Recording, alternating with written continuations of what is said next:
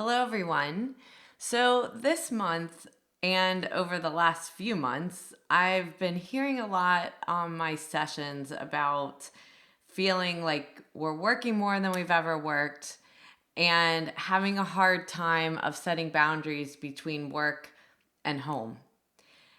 Now, when we're working remote, that doesn't change how we go about setting boundaries on our calendar.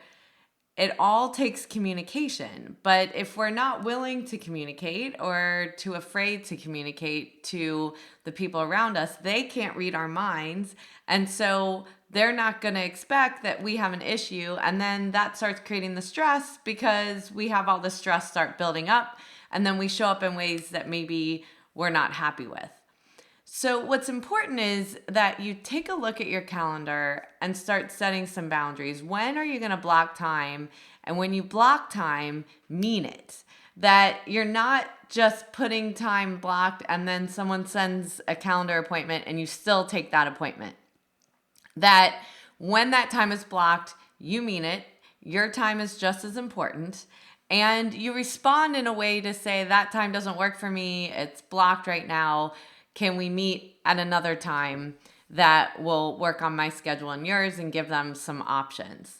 I have found using Calendly is a big help in making sure that people can't book time over time that I have, and they can find the available time that works for them as well. Another important thing to do during this time is make sure that you have a routine. Just because you're working remote shouldn't change the fact that you have a schedule built into your day. So if you find that most of your energy is in the morning, then you want to make sure that you're working out in the morning, that you take the time for meditation or reading or walking, whatever that is, if working out's not your thing.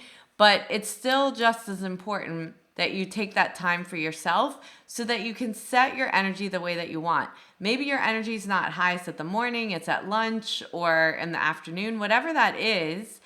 Make sure that you're setting those boundaries and that you keep a dedicated workspace away from the traffic in the house. Meaning that if every time you go to get something from the kitchen, you're passing your computer, or it's in your bedroom and you pass your computer and you're like, I'll just check this one email. And then what happens is it turns into the next email, it turns into setting appointments and conversations. And then what should have taken 2 minutes took 30. So it's important that we make sure that we can close off where our workspace is so that we aren't getting distracted by it, that there's a clear delineation between where we work and where our personal time is. And most importantly, if we are going through this, then we need to understand that the people around us are going through this too. So open up the lines of communication to ask the people you're working with what is best for them. Where are they struggling? Where are they getting stressed out as well? So that you can work out work schedules with each other that will be beneficial to both of you or all of you to ensure that no one is feeling too stressed out or burnt out, and they're feeling that their life is important as well and that you're putting importance on their life and your life. So we have to set an example by doing it ourselves, but also opening up the communication with the people around us too.